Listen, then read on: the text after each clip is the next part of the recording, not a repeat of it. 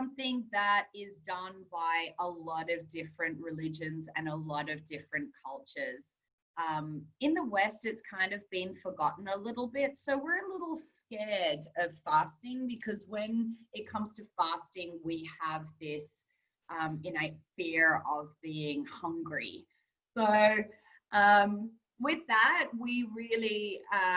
I really want to dispel some of the myths around fasting and just show you that feasting and fasting, which are the two opposites, are actually a very normal part of life. If we go back to times where we weren't in an agricultural society yet, when we were hunter-gatherers, there were times of feast and there were times of famine. Sometimes in the winter, there would be a long time before meals. We wouldn't have an abundance of food, or it would be too cold to go outside if you were in a climate like that. And in the summer, there would be abundant fruits and plants and other food available. So it is actually a very natural state for your body to gain and lose weight. It is something that used to happen seasonally, but it's something that your body is good with. Your body was made to be able to do that. Now, in the past, in hunter-gatherer times, putting on fat was your insurance policy in case there was a shortage of food. And we're all very comfortable with knowing that fat is just excess energy that you haven't utilized yet, right? So in the society that we live in now, we never have periods of there not being food anymore. And in fact, we eat more often than we ever have in the whole of human history, because in times past, it was very normal to just eat 1 or 2 meals a day, and that was it. The phenomenon of snacking and, keeping your energy levels up is something that is only down to the last 30 years. It really is. Before that, it was not really normal at all to eat outside meal times. If I think back to my childhood, we weren't allowed to snack between meals because that might ruin our dinner or our lunch. It was also completely unacceptable to eat on the street while you were walking around, right? Eating happened at the table. So I think for the youngins like Christine and Cassie, they never experienced that, right? Is that right? Yeah. It was always okay to kind of just have a snack on the go when you were from one place to another to keep your energy levels up. Well, if you go back to the 70s, in the 70s, people's work days were very different. People were actually much more physical than what they are now. Their jobs required more physical movement. And basically everyone kind of got up and had breakfast at 7, and then lunch was like at midday or a little bit later. And then everyone got home for dinner around 5:30, 6 o'clock at night. And then they would have had their 3 meals. They wouldn't have eaten after that. So if you think about that, they would have built in a 12 to 14 hour fast just naturally. And when you look at obesity rates from that time versus this time, they're very different, right? Everyone's seen those charts. You can attribute it to people eating more. You can definitely attribute it to that, or you can attribute it to an excess amount of calories. But the other thing that we can attribute it to is the fact that we just do not stop eating anymore. These days, it's like you've got to get your 3 meals and your 2 snacks and then your bedtime snack. And we're just constantly eating so that our bodies never actually come into a situation where there is no calories from food left in the body. So we get to a situation where we're constantly just being in this state, which is called the fed state. So your body does a couple of different things when it's in the fed state. Sorry, let me just, so when you're in the fed state, and people know this, but we don't think about that because we think we have to keep our energy levels up, right? But when you're in the fed state and there's calories in your body from food, then there's not going to be any any fat burning, right? Because there's no need to utilize your stores of energy after that. Does that make sense to everyone? Because, you know, we know that ourselves, but yet we still think that we need to keep our energy levels up all the time, right? So let me just expand this pane a little bit more. So in the 80s, we got this movement, which was the eat less and move more, because in the 80s, things started to change. We started to be busier at work. We started to have more office jobs. We started to put on weight, right? Which meant that for the first time, people went to the gym, whereas before they just walked to work, or they cycled to work or something like that. There was an excess of weight that needed to be lost now. And one of the very first diets that came in was the low-fat diet. And the thing about a low-fat diet is it's a high-carb diet usually. So what happens is you're constantly giving your body energy, which means that your body never comes into a deficit of energy. So when you always have energy in the body and you eat a little bit too much, whatever you don't use is going to be stored as fat, right? And if you're constantly eating these little small 5 to 7 meals a day, then yeah, you're never going to get to a stage where you're going to access your storage. And here, our bodies went from a state of being able to access our fat stores to not being able to do that efficiently anymore because they never had to do it. Accessing your fat stores is like training on a spin bike, right? The more that you do it, the easier it is, the easier that process is for your body. Because when you think of the energy stores that we have in our body, we have a storage form of glucose or sugar called glycogen, and that's what's stored in our muscles and our liver for energy. And when it actually gets used, then it's made into glucose, and that's what's used. Now, if you are constantly topping that up, which you will if you eat carbohydrates, which are sugar and glucose in themselves, then you are going to find that you never have that point where you have to start breaking down fat. And breaking down fat into glucose is harder than just getting it from your diet, right? Your body is going to go with whatever's easier.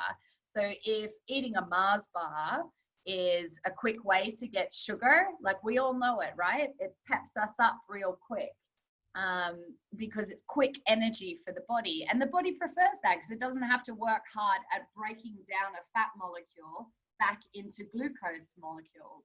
So if you're thinking about efficiency, which is what your body's about, then it's going to go, well, I'd rather have the Mars bar because that's much quicker energy. I don't have to do as much work for it. Because our bodies are still in that hunter-gatherer phase, we haven't evolved from there. Our bodies are still like, we've got to hold on to every little bit of energy that we can and make this as easy as possible for ourselves. So our bodies are not made to be in an environment of excessive calories.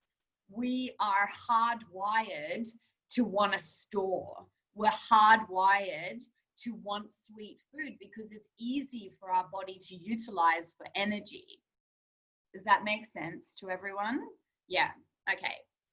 So when we do have to access our fat stores, it's a little more involved for the body than it is to have quick energy.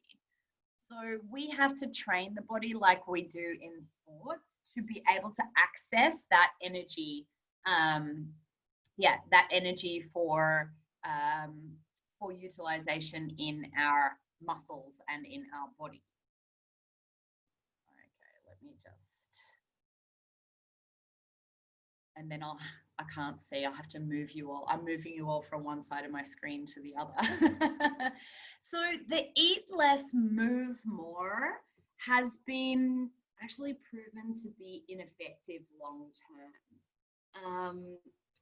Most people that start a diet have regained the weight within 1 to 5 years of starting it. And that, I think it's 98% of people that start a diet end up going back to what they were and probably adding a little bit more to it. So that makes it quite ineffective.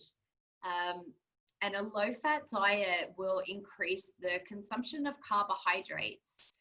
And, you know, as I was describing to you, because carbohydrates are very easy for the body to utilize as fuel, that makes them quite addictive as well. If the body figures out that, hey, there's sweet stuff all the time, and in a hunter-gatherer society, there was very little sweet stuff. There was a small window in the summer where there was fruit available, but then that wasn't available out of season. And then the only other real source of sweet stuff would have been honey. And you'd have to tackle bees to be able to get that, right? So not really something that you want to be doing every day. So yeah, carbohydrates do tend to be, because they're such quick fuel, the body asks for them because it's easy.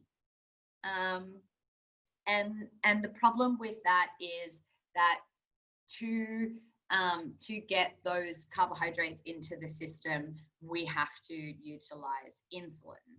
So insulin is the hormone that we all know is related to insulin-resistant diseases like diabetes. But really what insulin does in your body is it triggers the opening of the cell so that glucose can go into the cell. Now, the receptors are like us. If we overuse those receptors, if we keep throwing insulin at them, then they're going to become less receptive. And this is, they're going to become resistant. It's that analogy of a drug addict, right? They'll have to use more every time to get the same effect.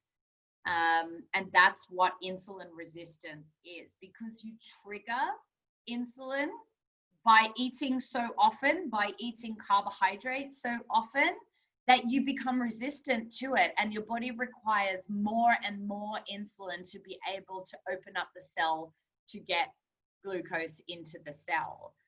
So that is where we get all of the problems with type 2 diabetes and metabolic syndrome and insulin resistance from now.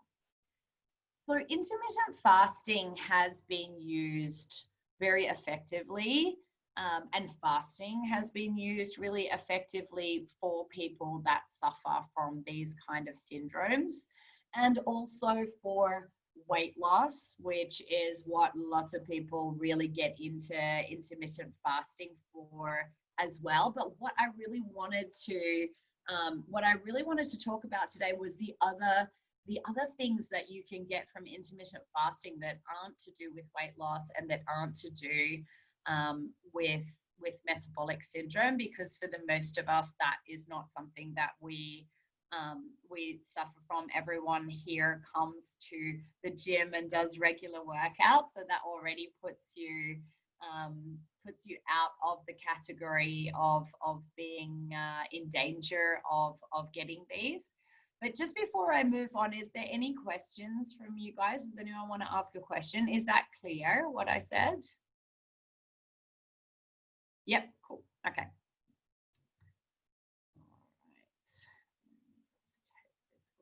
Down a little bit. So this is the mechanism with how your body works. So I'm going to go to the left-hand side of the screen, and this is what we call the two-compartment model. We like to tell this analogy like the fridge and the freezer. So basically, the calories come in, and you have the glycogen that can be used quickly, and that's in the fridge. And then when you have too much in the fridge, then you start to put it into the freezer, and this is where fat storage happens. Now, you cannot access that freezer until the fridge is empty. So how do we empty the fridge? Well, we have to utilize the energy that's in our bodies before our body gets to an energy deficit and has to start looking for other options, right? So what you want to do is you want to make sure that you have sufficient time from your last meal to your next meal to be able to run out of the energy that is the energy that is in your body. So if we go to the other side, we're having a look at what energy we're using when we're fasting. And that looks pretty scary, right? Because that says 35 days of fasting. So before you start the fast, your body is running on carbohydrate. That's very, very normal. Now, it takes most people, it depends very much on how active you are as to how quickly you can deplete your glycogen stores. For most people, though, they will deplete their glycogen stores within 48 to 72 hours of just normal living. Now, if you are active, if you perform exercise, then you will deplete your glycogen stores much faster. So what happens is after you've depleted your glycogen stores, then your body has to go, oh, okay, I need more energy. So how am I going to get this energy? Now, if you've never opened up your body to burning fat before because you constantly kept yourself in the fed state, then your body's going to go through a little bit of a transitional phase. In the beginning, it's going to start burning a little bit of fat, but it's not sure because it's not really done it before. So it gives it a go, but the body's not really sure how to handle that. Now, when you start burning fat, you produce a factor that's called ketones. It's where the ketogenic diet gets its name from, but it's actually a naturally occurring substance that happens when the body breaks down fat. Now, what happens with that is ketones are an alternate source of fuel for your brain. Your brain can run on glucose, but it can run on ketones, and actually it runs quite well on ketones. Actually, your brain will prefer ketones. That's why people say that they get so much clarity when they fast. When you do intermittent fasting, you'll feel initially like you have a little bit more energy and that you can do some really clear thinking when you're actually fasting. And that is due to the presence of ketones in the brain. Now, initially your body and your muscles will start to run off ketones, but as your body gets more efficient, it will be able to start running off fat as well. So it has to cut out the middleman, and you can just go directly to fat stores, and that's broken down. So that happens over this many days of fasting.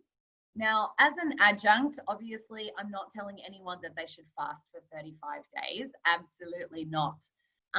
What I am going to say in this presentation is, if you're going to do fasting for more than 24 hours, then I recommend that you do that under medical supervision, just to be safe, but 24 hours is pretty good. Now, in the same way that we don't go and run a marathon straight off the bat without having trained, you should never do a 24-hour fast without training for it as well.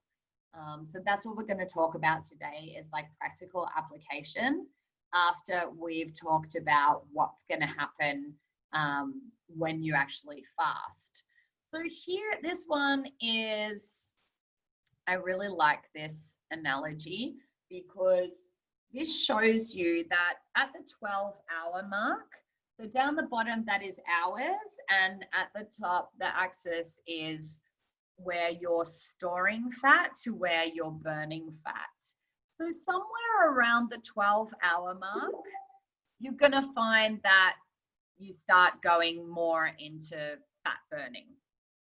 And the more hours you can get over 12 hours, the more fat burning you're going to do. Now, that doesn't mean that you need to go for a 24-hour fast straight away. Your body won't be used to it. And because your body is not used to that switch between burning carbs to burning fat in the beginning, it's still going to figure that out. Yeah, let me move on to the next one. So here's some of the benefits that you can get from intermittent fasting, more than what's made popular about, you know, losing weight and then that kind of thing. So it is protective against neurodegenerative diseases, which is a fancy way of saying that it guards against dementia and Alzheimer's disease. And the mechanism for that is ketones. So ketones are a preferred source of fuel, and they don't cause oxidative damage in the brain. So they're very protective, and there's lots of research being done about this. It's very brain protective. So you do find that when you go into a state of ketosis, either through fasting or via a ketogenic diet, that you do have very clear thinking, and that's one of the big benefits of it. Insulin levels drop and human growth hormone increases. Now, the mechanism for that is, lots of people think that if you fast for a long period of time, you're going to get weaker. You know, there's no energy there, so you're going to get weak. But as a species, from an evolutionary point of view, that doesn't make any sense. If we would have been weakened by not having food, then we wouldn't have survived. Actually, when you go without food for a couple of days, all of your senses and your muscles actually peak, because then you need to be ready to find that food quickly, because the longer you are without food, the better you need to be able to get that food. If you have to go and chase a rabbit or something like that, your body needs to be ready for it. So you'll see that people are like, you know, oh, I can't fast, you know, I'll lose my muscles. A lot of bodybuilders think that they're going to lose their physique if they do fasting, but actually the fasted state is a muscle sparing state, because if you lost muscle mass when you were fasting, then we would have died out as a species, right? We wouldn't have been able to find any food anymore. We would have just withered and died. So human growth hormone is one of the reasons that our muscles do not decrease in mass when we are fasting. So as insulin is going down, because we're not utilizing it, because there's no glycogen coming into the cells, you will see that growth hormone and testosterone actually increase. And you know, Richard's bringing it for the boys, but women also have some testosterone, and testosterone is taken by athletes when they're cheating, right? Because testosterone makes your body repair quicker, and you'll find that when you're in a fasted state, you have increased testosterone and human growth hormone. So that actually means that you are getting stronger. So you're teaching your body to burn fat as fuel, and you are maintaining your muscle mass whilst burning that fat. So you reduce insulin resistance and lower blood sugar levels. So for people that do have those issues, you are triggering your insulin receptors less. So therefore, like when a when a drug addict goes cold turkey, they become more sensitive to that drug again, right? So that's exactly the same as our insulin receptors. If we stop hammering them, then they'll go back to their original state. Now, reducing the risk of heart disease is also because when you are in a state of ketosis, there is a decrease in inflammation in your body, and that will help with heart disease. Because when you reduce inflammation, you reduce cholesterol, bad cholesterol in the body, which is the next benefit that we can see. Cholesterol is usually a measure of how much inflammation you have in your body, because cholesterol acts like a little band-aid in your body. And if you have a boo-boo somewhere, a little cut in one of your blood vessels, or an area of your body where you need to have some repair work done, then cholesterol comes over and sits over that site. Now, if you have cuts on cuts on cuts, you'll get cholesterol on cholesterol and cholesterol, and that's when you start to get blockages. So a high cholesterol, a high bad cholesterol, because good cholesterol is something different, but high bad cholesterol means that you have too much inflammation in the body. So going into a state where you have ketones in your bloodstream will actually reduce that. A boost of your metabolism for fat loss, and extending your lifespan, helping you live longer, which is like, what? But you're not eating. You boost metabolism because you maintain muscle mass. But actually the key to longevity is to slow down the aging of your body. And the way that you slow down the aging of your body is you don't fire insulin so much, and you don't activate a factor called mTOR. And mTOR actually increases how fast your body ages over time, and it's a hormonal switch that you actually want to switch off. And the way that you switch it off is by stopping to burn so much energy, by actually decreasing your metabolism, which you do when you're fasting, right? Because you're in a state where your body's holding on to everything. It's going to utilize fat as energy, but your body is like, okay, well, we're holding on here, and we're going to get ready for the next time that you can eat. So it can extend your lifestyle. And in many, many, many experiments on animals, unfortunately, it's been shown that one of the easiest ways to lengthen the lifespan of an animal is to give it a little bit less food than what it actually needs. So fluffy pet, you'll just have to make it skip dinner a couple of times, and you'll actually have him with you for a bit longer. It's like cruel to be kind, right? It's really difficult to take away food from your cats or your dogs, right? But it actually does make them live longer. And you see it in human populations as well. So for example, you've got the Okinawan Japanese. They're very well known for living very, very long lives. And they have this way of eating less calories than what they actually need to, and that's what really helps with longevity for them. So it is about decreasing your metabolism, because you've only got this much energy. If you can slow down the burn of that energy, then you will be able to take it longer. Okay, so the removal of waste material from cells is a really important thing that happens when you fast. So when we don't eat, we don't need to utilize our digestive system. Now, the digestive system utilizes approximately 10% of the energy that you use in a day, right? So if you think about the amount of energy that you use if you were just to lie in bed, and that's for, you know, the beating of your heart and breathing and circulation and all of those things that need to happen. Digestion is about 10% of that. Once we don't put any load on the digestive system, that energy can be utilized to do something else, and the body starts to do a self-cleaning.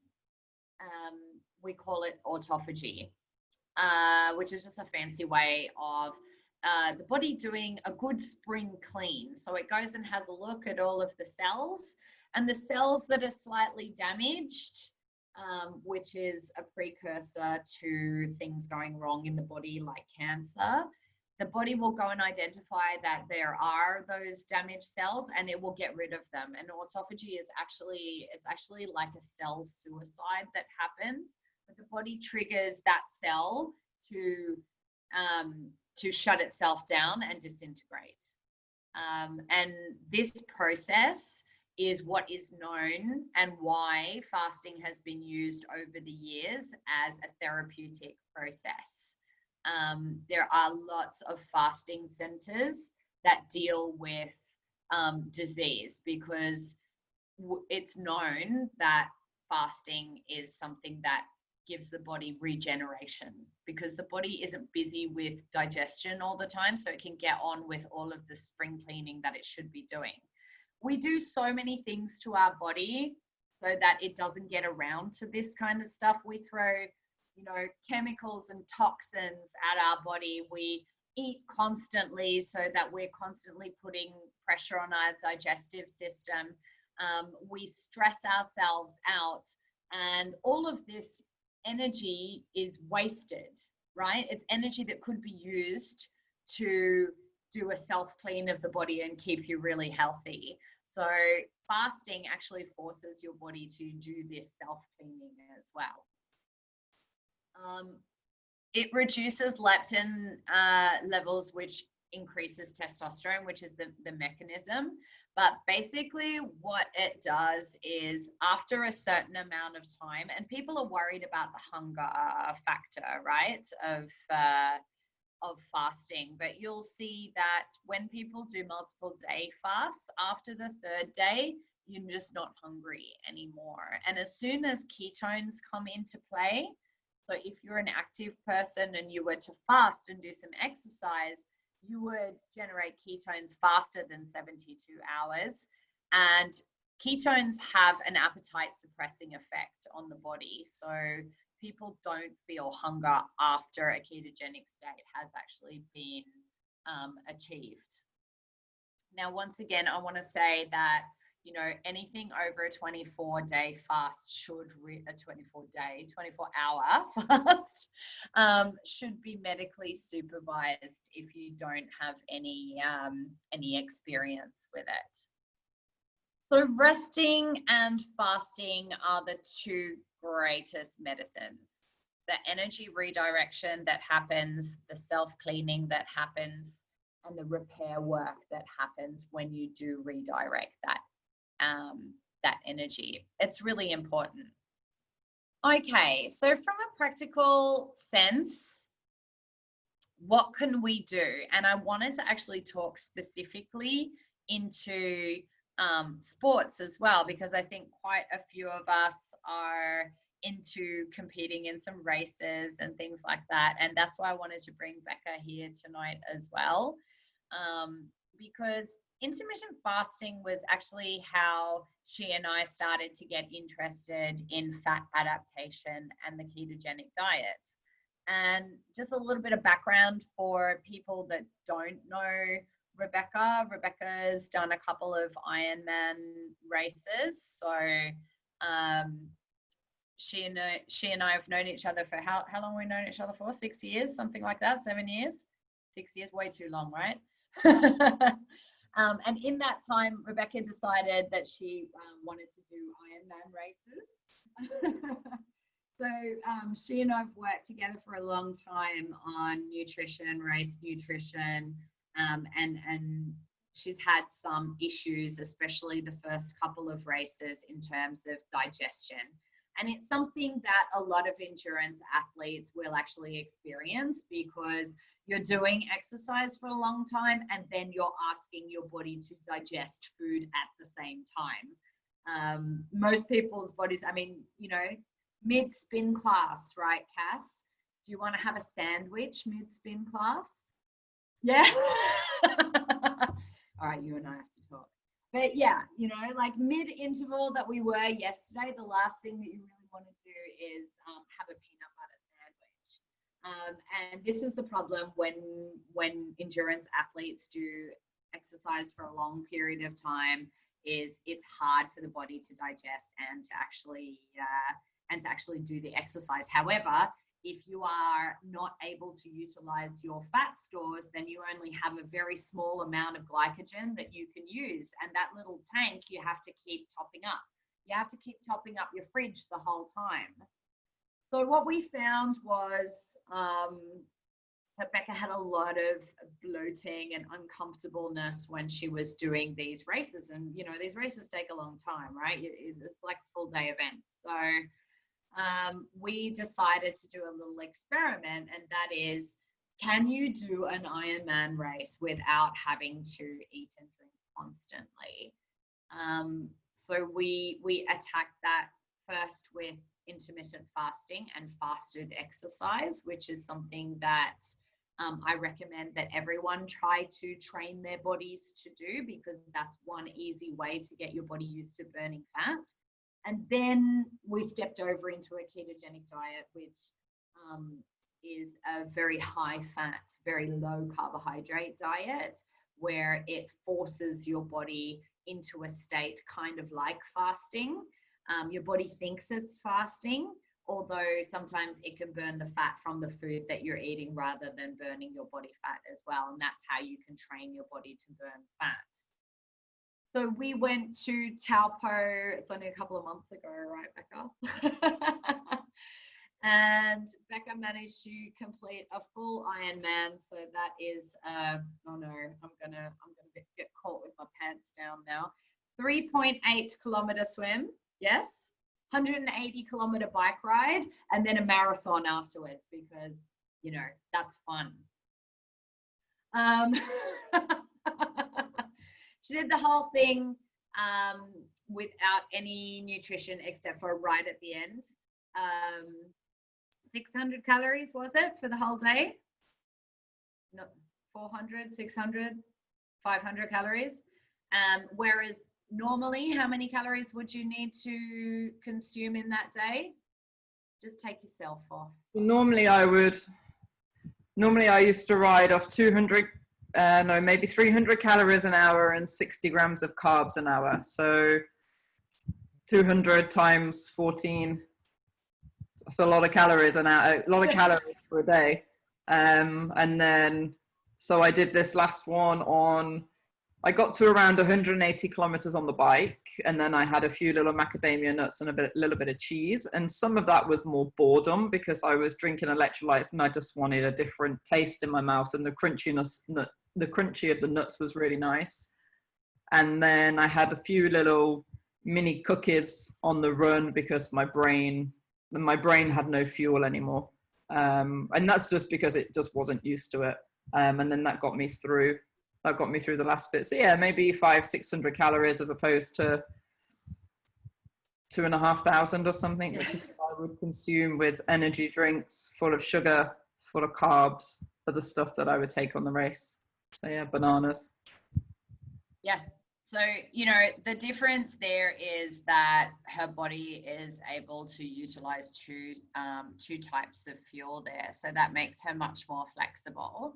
And it was, you did great, right? You did a great race. So I'm not saying that you should do Ironman. We all know how I feel about Ironman races. Yeah. But yeah, it just goes to show what is actually possible. Now, we've gone through some of the fasting things, but now I want to go through some of the different types of fasting that you can do. So the first one that I want to go to, this is the most popular style of fasting that you'll find out there. It's called 16-8 fasting, and it simply just means that you don't eat for 16 hours, including the time that you sleep, and you eat for 8 hours. And this is probably the most effective and you know, easiest type to get used to. So you start with 12 or 14 hours of a fast, and you build it up over a little bit of time. Now, it's not necessary to do this 7 days a week at all. It can be a strategy that you can use to just do maybe in the week or just a couple of days. In the beginning, your body will be really responsive to it, and then it will get used to things just the way that your body is responsive to any stimulus in the beginning, and then we'll get used to things. So that's why we have lots of different protocols that we can switch between. And some of them sound in the beginning as being quite extreme, but once you get 16, 8 under your belt, you can see how easy it actually is to push that to the next one, which is a 24 fast. And this is called the warrior diet. So warrior fasting, you eat all of the calories that you would need to consume in a day within 4 hours. Usually that meal is eaten at night, but it doesn't necessarily need to be. But it means that your body is in that fasted state for like 20 hours. In my experience, this is one of the most effective ways that you can feel better, more energized, and lose a little bit of body fat. That was definitely the one that works the best for me. Let me just move this window over. I can't really see. Okay, here we go. And then you've got alternate day fasting. So this is like another step up from warrior diet. So basically it's almost a 24-hour fast. So you say you have lunch on one day, you have like a big lunch, and then you don't eat for the rest of the day. You get up the next day, you skip breakfast, and then you eat again at lunchtime. So it'll be something like a 22 or a 23-hour fast. And that sounds fairly extreme, but this is really good for people that have metabolic syndrome and people that want to get effects fast. Now, obviously, you want to avoid gorging after you've had a fast, but of course, after you've fasted, your first meal will be bigger because you simply didn't eat for such a long period of time, and that's very normal. The deficit that you create will be there anyway. But it's very important, of course, to eat well, and it's not an excuse to open the door to eating whatever you want. You'll find that if you do eat a relatively low carbohydrate diet, that it's easier to fast as well, because you don't have those blood sugar spikes that cause a hunger pang as well. So the more whole foods, the more fiber, and the more low carb you eat, the easier it is to do longer fasting. Then we've got extended fasting. Now there's a lot of centers that now have been set up to deal with things like metabolic syndrome and diabetes, and also centers that actually treat cancer with fasting as well, all done under medical supervision. Because once you do more than a 24-hour fast, you have other things that you need to start looking at, which is like minerals and supplements and all of those things, because 24 hours is not that bad for your body not to eat, but after that you will start getting in trouble with hydration and that kind of thing, because you do need minerals in your body. There is water fasting, and then there is dry fasting, and dry fasting we'll all recognize from what the Muslim religion does at Ramadan, where they don't take any water at all, or anything at all during the day. And then there is water fasting, where you do only consume non-caloric beverages. We're going to talk about water fasting today, because dry fasting, it's absolutely fine to do for a month or maybe a little bit more, but long term, and that's why it only happens once a year in the Muslim religion, is because there will be detriment, especially in terms of hydration long term. but a month you can easily recover from. Okay. So we're talking about water fasting. So here are some of the tips that I would give to make it easy to fast. So the first thing is to drink plenty of fluids. A lot of hunger pangs actually are dehydration pangs. So if you're well hydrated, you'll notice that you're much less hungry as well. Now, in terms of fluids, I'll go into the fluids that you can have. Drinking coffee is good in the fasted state for a number of different reasons. Number one, it accelerates the rate at which you burn fat. Also, coffee has some really good antioxidants that are really good for your body as well. And this can be caffeinated or decaffeinated. Actually, decaffeinated has just as many benefits as caffeinated coffee. It also has an appetite suppressant effect, which is handy when you are fasting. But you know, we thought that that would be because of caffeine, but studies have shown that people actually get the same effect from decaf coffee as well. So it's not the caffeine in coffee that causes the appetite suppression. And tea does it as well to a certain extent.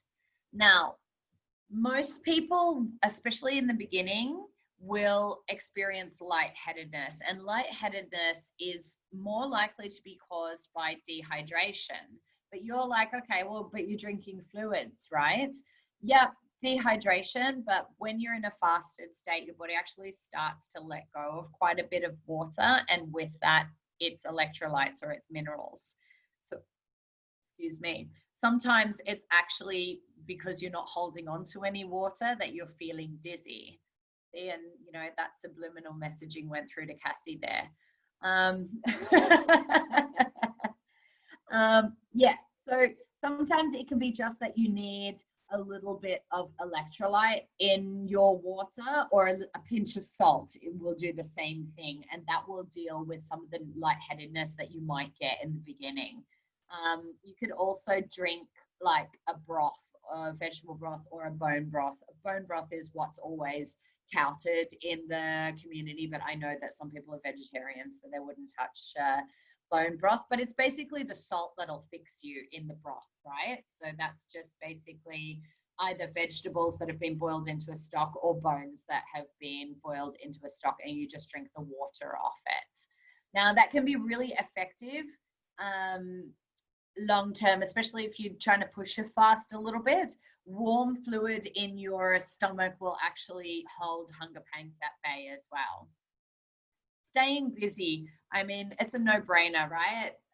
Who's skipped a meal before because they were so busy they forgot? Yeah, it happens, right? So actually, it's a really good, if you know you're going to have a really busy day, then that might be a great day to fast, because you won't even notice that you're not eating. If you're sitting there and you're thinking about food, then you're much more likely to eat it. In the same way that we want what we see. So if you're surrounding yourself with food, you're setting yourself up for a little bit of failure there on a fast. Try and put everything away, or stay out of the kitchen, or, you know, don't be fasting and go out to lunch with your friends. And that's like my last point, is let it work with your schedule and don't work your schedule around it. The good thing about fasting is you don't have to do anything extra. You know, with a lot of diets, you got to buy special diet food, and you got to, you know, cook meals, and you got to do all of this stuff. Fasting is easy. You just don't have to do things. You just don't eat. So that makes it a really simple strategy, and also why a lot of food companies don't want us to do it and make us worried that we're going to get weak and if we don't eat, right? Because it's not good sales, it's not good business. So make it work for your schedule, you know, like don't be so rigid. If you know that you're going to go, you know, if you're a person that likes to fast in the morning and suddenly there's going to be a breakfast out with your friends, then of course, you know, once we're allowed out. If there's going to be a breakfast with your friends, then fine, you could just stop eating by just after lunch or something, and then build in your fast to the next day. It's flexible. If you know you're going to be going out to dinner and you stop eating at 2, then you could maybe push your fast to later in the day and then just eat normally with your family or friends at night. It's a really flexible way of dealing with health and wellness as well. So if you do get a bit of a grumbly stomach, this is my hot tip, and I love sparkling water. It's like my favorite thing, but it really settles a stomach that's kind of going row, like it just happens sometimes. Sparkling water will take that away right away. Eating a whole foods diet is definitely going to make sure that you don't have these ups and downs with blood sugar. But what I always say with every strategy is that, be kind to yourself. And if you're starting to really find that you need rigid rules, then you need to kind of question yourself as to, what am I doing this for? Am I really doing this for health, or am I doing this for control? Sometimes you might have wanted to do a 20-hour fast, but at the 13-hour mark, you're just like, oh my goodness, I'm so hungry. Don't fight it, just eat then. If you drank a glass of water and it didn't go away and you're fighting and you're almost crying because you want to eat so much, don't fight that. Just eat then. It wasn't your day for the fast. It's okay, let it go. Maybe the next day will be better. Maybe the next day you'll be busier and you'll fast like that. You won't even realize. And I have that too. Sometimes it's like 9 o'clock in the morning, and normally I fast until lunchtime. And I get really hungry, and then I'm like, you know what? That's it. I'll just eat then. I felt like eating that day. Low glycemic carbs, protein and fat. So these are the things that don't spike insulin as high, so that makes it easier to fast. Once again, if you want your body to do repair work and you want your body to do renewal, you need to get enough rest. And you'll find that if your body is in a state of detoxification, which it is when it's fasting, adding more stress to that situation can be detrimental to the body as well. So make sure that you back up your fasting with getting enough rest, especially if you're an active person. We can't keep burning the candle at both ends. It doesn't work like that. And exercising lightly. And I really wanted to talk about this because a lot of us are everyone is an exerciser here. Training your body to do fasted exercise, and I'm not talking about high intensity exercise, but doing some moderate exercise when you're fasting is a really good way to accelerate your body's need to be able to burn fat. And it's trainable. The first time you'll feel like you have no power and no energy, and then the next time it will get a little bit better, and then the next time it'll get normal. Like, I prefer to exercise fasted. I always exercise better in the morning. I feel better than when I actually have food in my stomach. So if I teach classes at night, I don't feel as good as I do in the morning, and that's not just because I'm more of a morning person, but it's also because that fasted state keeps me a lot more sharp in my mind as well, because I have ketones available for my brain to go, but also the motivation and the lightness. I don't have that issue with bloating and digestion that I have at night. And that's also one of the biggest benefits that I found from intermittent fasting, is it totally dealt with my bloating. I always used to get terrible bloating all the time, and intermittent fasting, eating less times per day, definitely dealt with that. Now, I do not eat less calories than what I do when I eat for a longer period of time. I actually consume most of my calories for the day in 2 meals, because that is what works for me. Because over the years that I've been doing this, that is what works for me. But I find there's other people that go better when they have like 3 smaller meals within that window time. And then there's people that I know that absolutely thrive off just eating one meal a day, but they eat an enormous meal. You know, different things work for different folks, and you got to find the thing that works for you when it comes to intermittent fasting. So what drinks can we permit on a fast to keep it a fast? So black coffee and black tea, obviously no sugar, because as soon as you add glycogen to the system, then you're not in a fasted state anymore. Water, sparkling water, bone broth, which is a really good one, or vegetable broth is fine as well, and 0 calorie drinks. Now, a word of warning with 0 calorie drinks. Technically, you can drink Diet Coke on a fast, technically.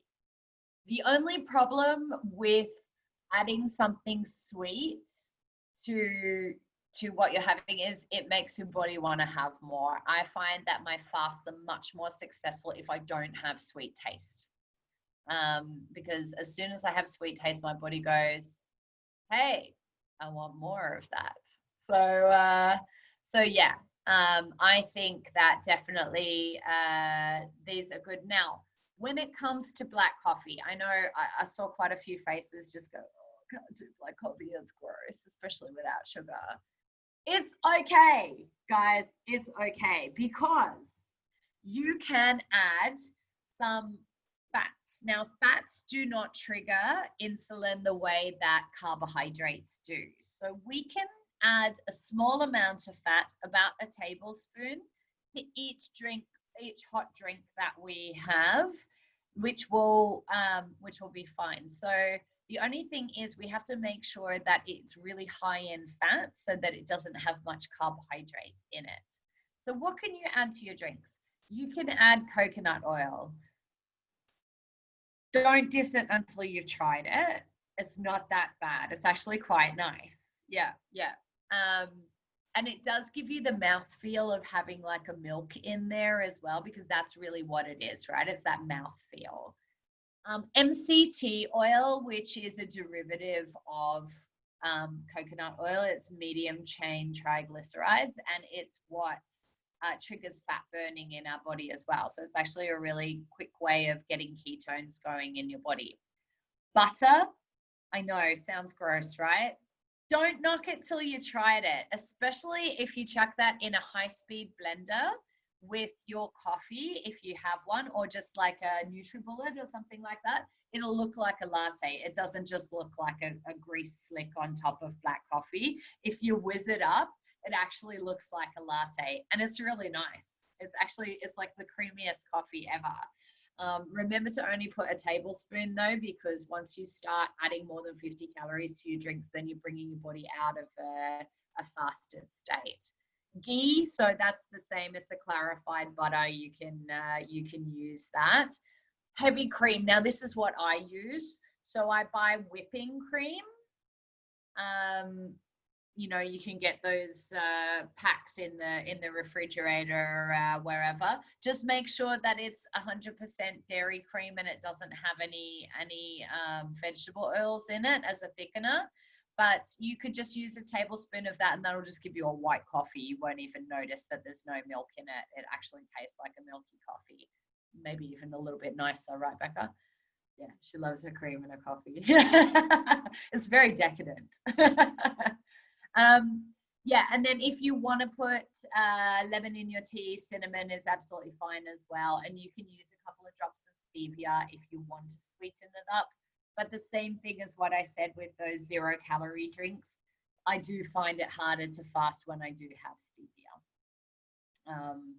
And when you do add like a heavy cream to your coffee, it takes away that bitterness that you're looking for to get rid of with the sugar as well. So yeah, that is the end of my presentation. So I just wanted to check to see if anyone has any questions.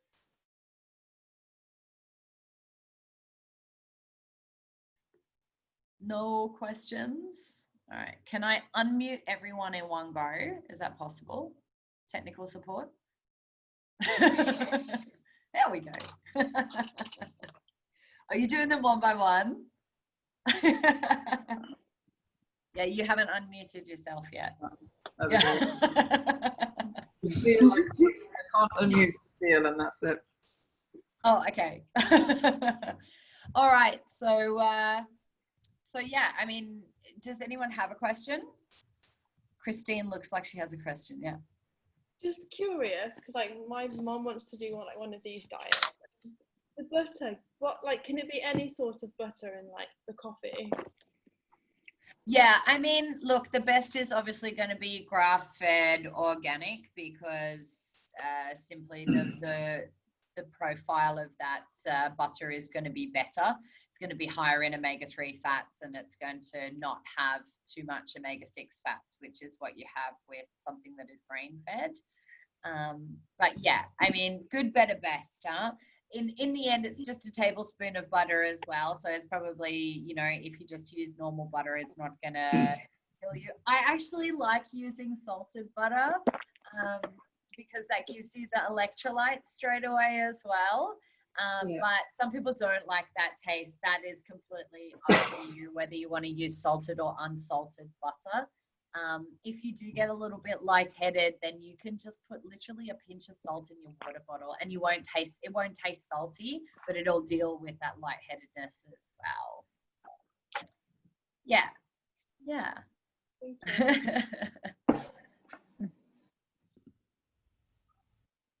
Okay. Yes, Mr. Thackeray. Yeah, just if you said you could build up towards the 16-8. Like you would start off maybe 12 hours, then a couple of days later 14, 16. Is that kind of what you? Yeah, that's how I usually coach my clients as well. And you know, some days are easier than other days, but if you don't, you know, you want to work towards either skipping breakfast or having a really early dinner. It depends, you know, like I want to make this flexible for people. Skipping breakfast is what works for me. But in times past, I actually used to eat in the mornings and stop eating at 2. That worked for me as well. Now, a lot of people, the question that they have is, well, what about if you've exercised? Do you need to eat afterwards then? You know, for people that stop fasting, like stop eating at 2 and then they go and do a workout at 6:30. I know a lot of people have that question. Look, in my experience, I have no issues with that because my body's fat adapted, and it's obviously it's a training, right?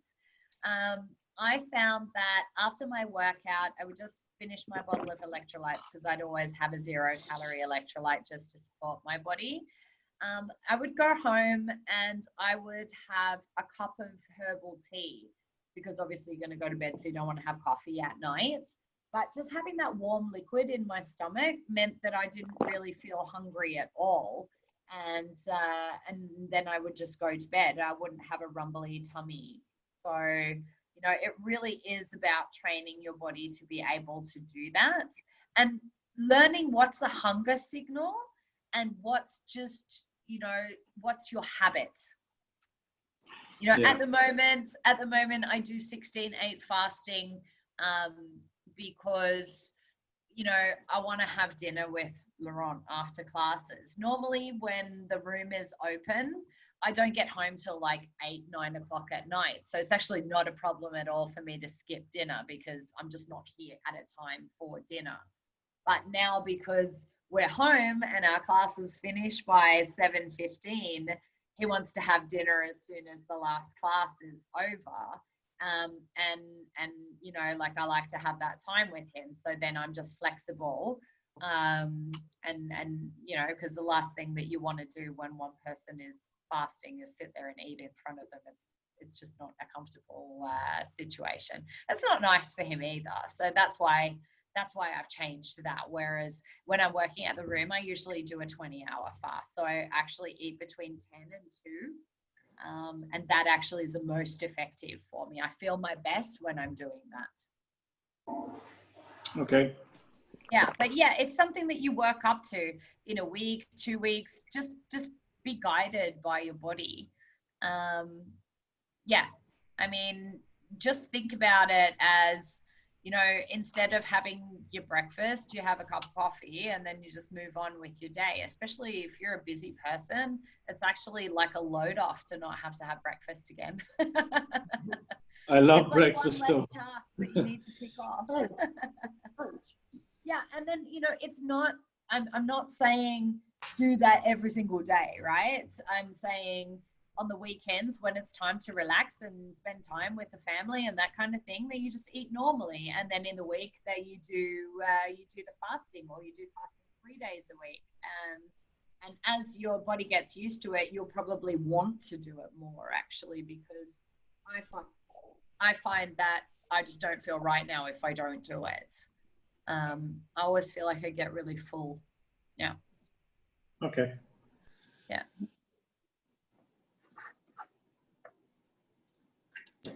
Okay, well then, if nobody else has any questions, I'm going to thank you all very much for coming tonight. It was really lovely to spend time with you guys. I hope there was some information there that was helpful to you. And you can always reach out to me if you have questions that you want to ask me privately as well. So guys, have a beautiful evening. Thank you so much for coming. Thank you. And I'll see you guys all soon. Bye. See you. Thank you. Bye. Bye. Bye.